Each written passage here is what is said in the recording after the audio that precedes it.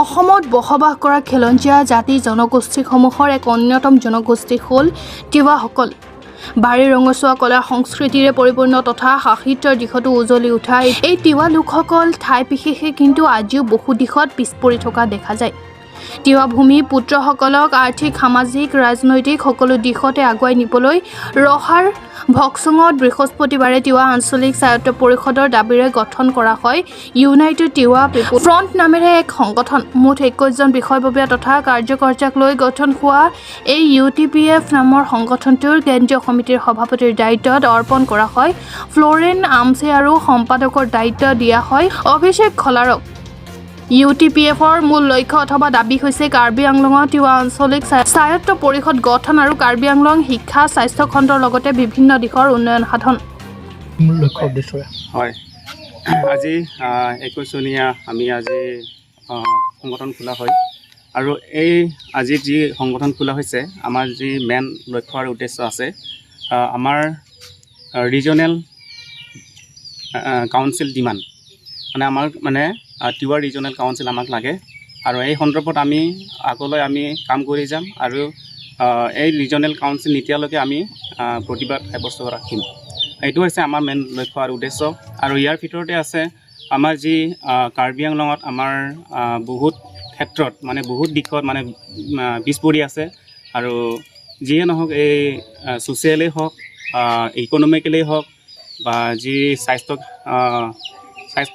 ক্ষেত্ৰতে হওক, তো তেনেকুৱা ক্ষেত্ৰত আমাৰ কাৰ্বি আংলঙত বহুত পিছ পৰি আছে। আৰু ভাৰত চৰকাৰে কৈ আছে ইণ্ডিয়াখন ডিজিটেল হ'ব লাগে, কিন্তু আমাৰ কাৰণে আমাৰ কাৰ্বি আংলং বসবাস কৰা মানুহৰ কাৰণে আমাৰ কাৰণে কেৱল শ্লোকে হৈছে, যিটো হ'ব লাগে আমাৰ ইয়াতে হোৱা নাই। তো এই সন্দৰ্ভত আমি অনাগত দিনত আমি এই ক্ষেত্ৰত কাম কৰি যাম আৰু যিবিলাকে আগতে যি দুৰ্নীতি কৰিলে আমি সেইখিনি শুধৰাবৰ কাৰণে আমি চেষ্টা কৰিম।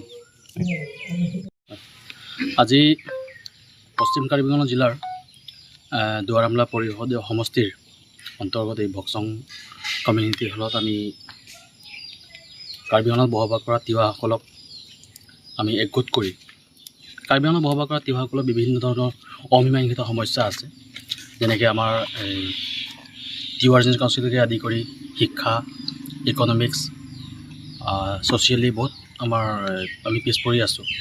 আমাৰ গাঁওসমূহত এতিয়াও আমাৰ ভাল ৰাস্তা নাই, ভাল স্বাস্থ্য কেন্দ্ৰৰ ব্যৱস্থা নাই, ভাল স্কুলৰ ব্যৱস্থা নাই।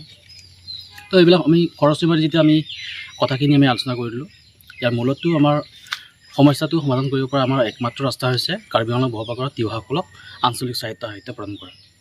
আৰু সেই আঞ্চলিক সাহিত্য প্ৰদানৰ সন্দৰ্ভতে আমি কাৰ্বি আংলঙত বসবাস কৰা তিৱাসকলে আজি একগোট হৈ ঐক্যবদ্ধ হৈ আমি আজিৰ সভাখনে নতুনকৈ এটা তিৱা জাতীয় সংগঠন জন্ম দিয়ে আৰু এই সংগঠনৰ নাম হৈছে ইউনাইটেড তিৱা পিপল ফ্ৰণ্ট,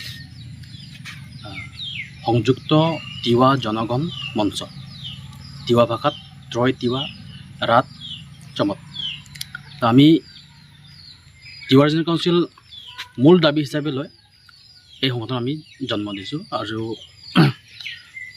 আজি হাউচে চিলেকশ্যন কৰা সভাপতি ফ্লৰেন আমছে ডাঙৰীয়া, এইপিনে আমাৰ জেনেৰেল ছেক্ৰেটাৰী সাধাৰণ সম্পাদক অভিষেক খলাৰ, বাকী ফিউচাৰ প্লেনিঙৰ ওপৰত আমাৰ নৱগঠিত সমিতিৰ সভাপতি সম্পাদক দুয়োগৰাকীয়ে কিছু মন্তব্য আগবঢ়াব।